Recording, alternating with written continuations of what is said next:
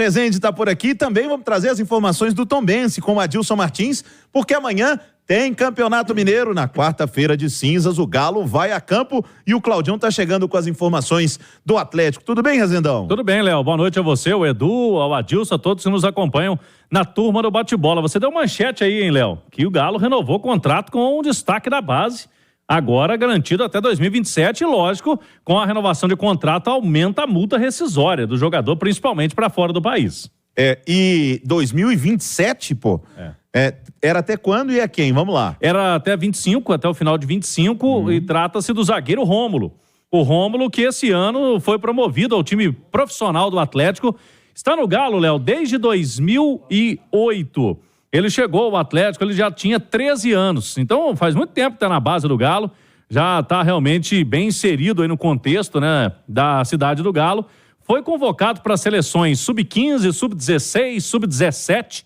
Então é um jogador que se destaca na base e esse ano subiu aí para o profissional do Atlético. A gente tem a fala do Rômulo, que assinou esse contrato com o Atlético. Ele deu entrevista ao Felipe Ribeiro, nosso colega lá da Galo TV, a TV oficial do clube, e vamos trazer aí o Rômulo feliz da vida com esta oportunidade, né, de ficar mais tempo com o contrato no Galo.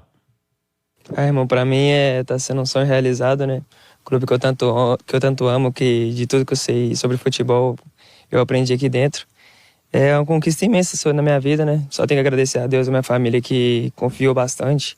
Direção também, a comissão técnica, os jogadores que me apoiaram para estar aqui em cima, né? Para estar onde eu estou, fazendo o que eu faço, que eu tanto amo, que é jogar futebol. É uma alegria imensa estar renovando. Você chegou ao clube, você tinha 13 anos, era um menino, né? Agora já tá crescido, agora como profissional. Passa um filme na cabeça desde a chegada ao Galo até agora? Irmão, demais, né? Porque o Atlético na minha vida foi desde que eu nasci. Eu sou do berço atleticano. Então é uma emoção e sensação melhor ainda, né?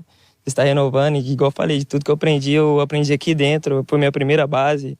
Igual eu falei, tudo que eu sei eu aprendi aqui e sou grato a Deus por isso. O que você sonha aqui dentro, conquistar? Conquistar títulos, vitórias, conquistar a torcida também, né? Porque desde pequeno conheço a torcida, sei como é que é o clube, sei do que eles pensam, sei como é torcer. Então sei do que eu tenho que fazer, de mostrar meu potencial e se Deus quiser vai dar tudo certo para esse ano.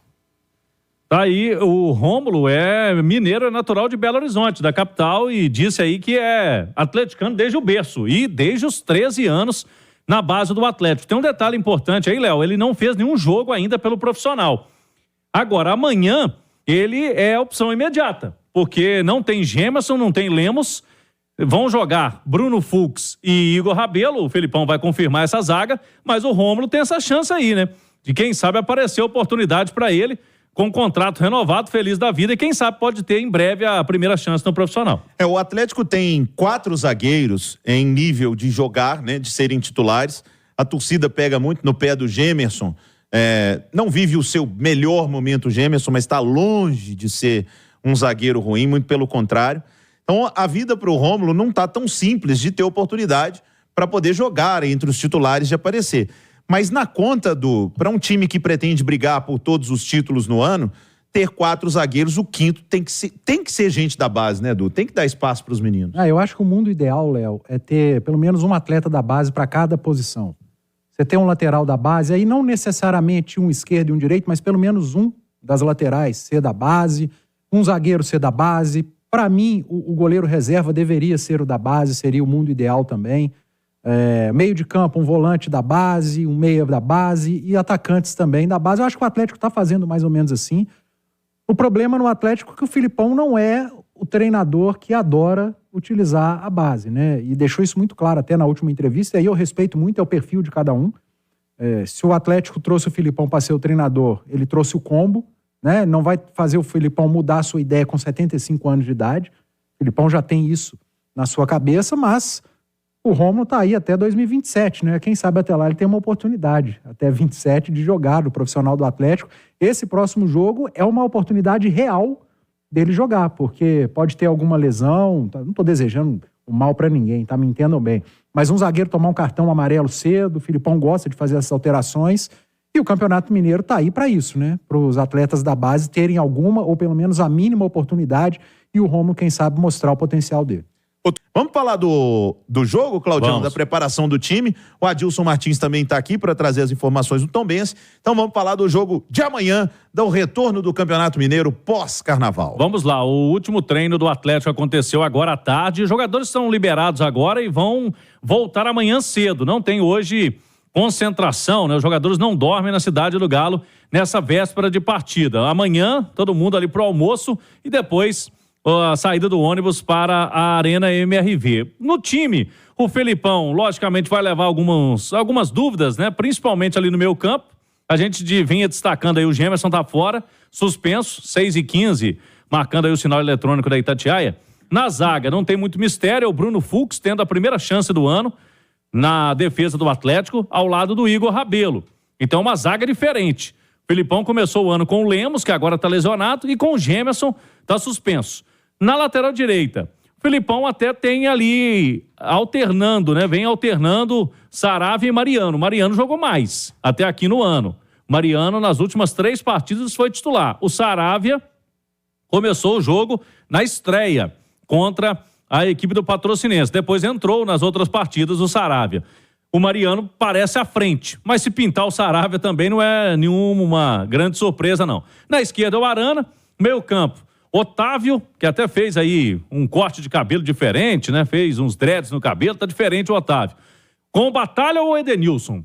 Será que vai manter o Batalha ou volta com o Edenilson, que estava com um desgaste muscular? O Scarpa com o Igor Gomes, lá na frente, Paulinho e Hulk. É esse o desenho do Atlético, não vai fugir dessa escalação, o time do Luiz Felipe Scolari. Para amanhã, Léo, o Galo tenta a liderança do grupo, tem que vencer o seu jogo, contar com um tropeço, pode ser um empate do Vila contra o Atlético, esse jogo no Alçapão do Bonfim, a Itatiaia vai acompanhar de perto também. E amanhã a expectativa, pelo que a gente apurou na diretoria do Atlético, é de um público entre 20 a 30 mil torcedores na arena. 6h16, vamos saber do Tombense com o Adilson Martins, como é que tá vindo o time de Tombos, uma das forças do interior de Minas Gerais. Tudo bem, Adilson? Tudo bem, Léo? Boa noite para você, Cláudio, Panzi e a todos que estão nos acompanhando aqui na turma do bate-bola. O time do Tombense, Léo, ele tem 2 objetivos para o jogo de amanhã. Manter a invencibilidade no Campeonato Mineiro, são 2 vitórias e 2 empates, e quem sabe no final da rodada a equipe do Tombense conquistar a liderança do Grupo A, que hoje está com o Cruzeiro. Em 2020, nas 4 primeiras rodadas, o Tombense tinha o mesmo número de pontos que tem neste Campeonato Mineiro. E o Tombense chegou na final naquele ano e foi vice-campeão. Vem de um empate 2-2 com o Democrata de Valadares, saindo de um 2-0 para um 2-2. Então, o time do técnico Raul Cabral vem a Belo Horizonte para buscar aí um bom resultado. O atacante Igor Bahia é a grande sensação desse time do Tombense, tem 4 gols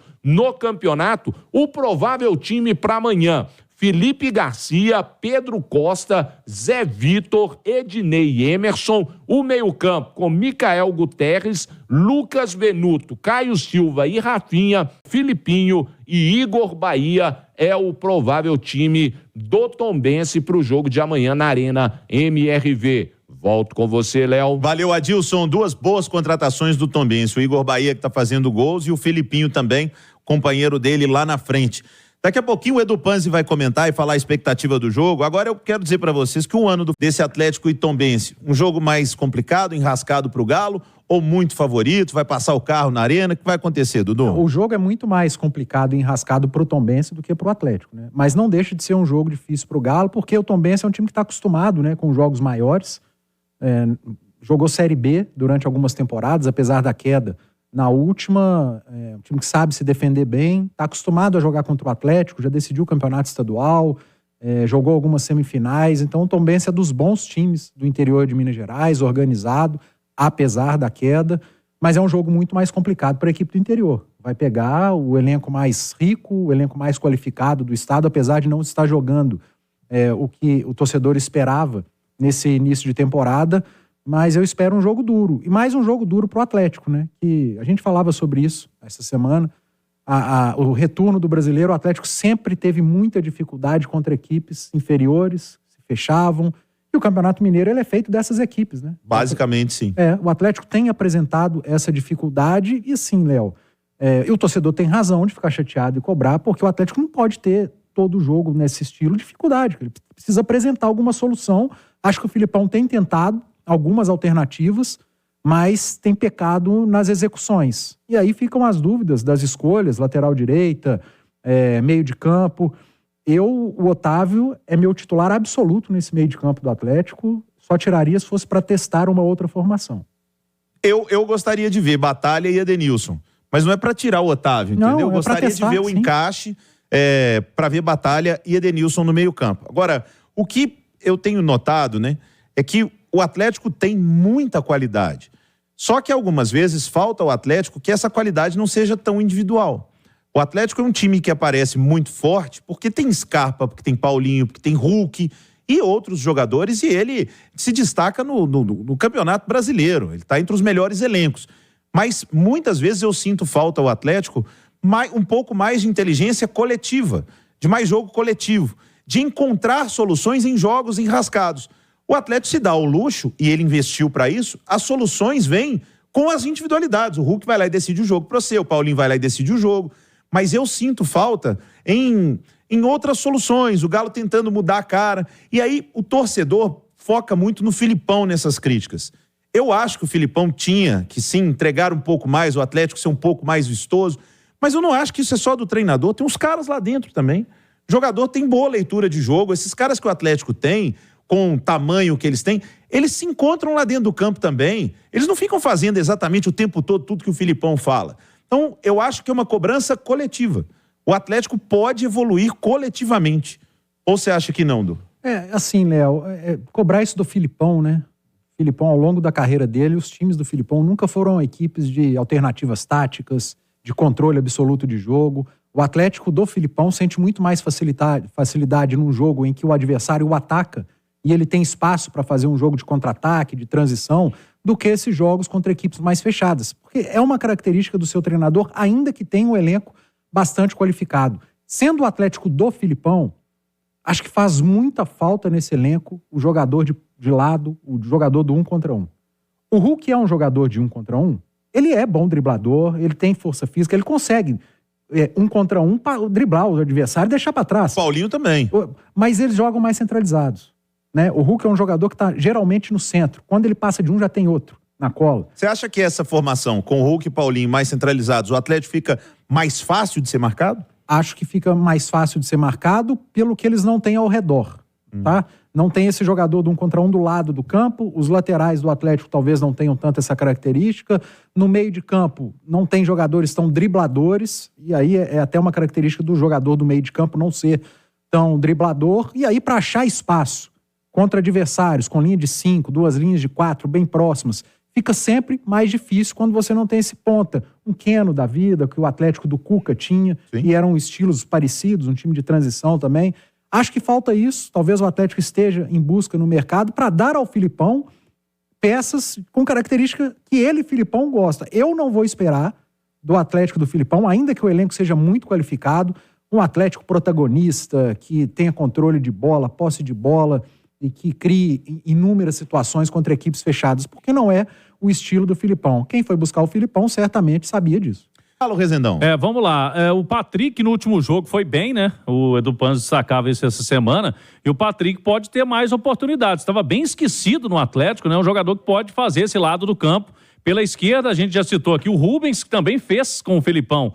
Mas nesse início de ano tá parecendo que o Filipão deixa o Rubens como o reserva do Arana mesmo, lateral esquerdo. Não vem usando muito o Rubens. E aí vamos ver como o Filipão mexe essas peças aí nesse ataque. O Galo não divulga a lista dos relacionados. Chamou atenção no último jogo, Vargas e Allan Kardec fora. Agora, o jogo é em Belo Horizonte, né? Não tem nem viagem para fazer se o Filipão volta com esses caras, pelo menos no banco de reservas. Hoje, na assinatura de contrato do Rômulo, o Rodrigo Caetano esteve presente. Rodrigo Caetano tá trabalhando normal, viu, Léo? Mesmo já tendo o acordo com a CBF, tá palavrado, né, para ser mesmo diretor de seleções. A situação não deve, pelo que a gente apurou, se prolongar muito, mas teve carnaval nesse meio tempo aí, nada funciona, né? Então, ele não foi oficializado e amanhã pode ser o último jogo dele. porque essa semana já devemos ter aí o martelo batido e o Rodrigo Caetano, pelo menos amanhã, estará normalmente na Arena MRV como diretor de futebol. No último jogo lá em São João del Rei, eu já senti ele passando o bastão. Na hora do intervalo mesmo, ele sempre vai no vestiário. Nesse jogo ele não foi, deixou o Vitor ir. Antes, na chegada lá, teve uma palestra na preleção do Filipão, uma conversa. O Vitor que foi, na entrevista depois do jogo, depois do Filipão, o Vitor que deu a entrevista, tá passando o bastão aos poucos, o Rodrigo Caetano, mas amanhã estará presente na Arena MRV. Você me permite fazer uma perguntinha ao Cláudio? À vontade. Cláudio, a gente falava de base agora há pouco, né, do Rômulo, de outros jogadores, do meio para frente, no ataque especificamente.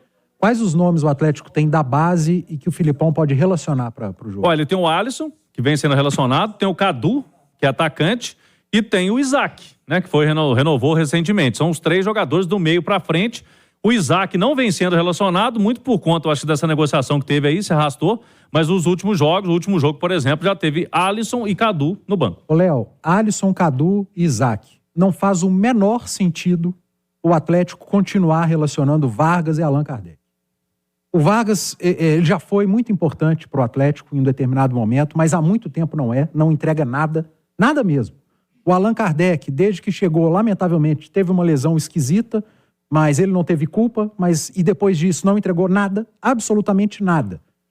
Não faz sentido o Atlético continuar insistindo com Vargas e Allan Kardec, por mais que tenham salários altíssimos, o Atlético tenha que arcar com isso, e tendo Alisson, Cadu e Isaac disponíveis, ainda mais num campeonato estadual, diante de adversários inferiores.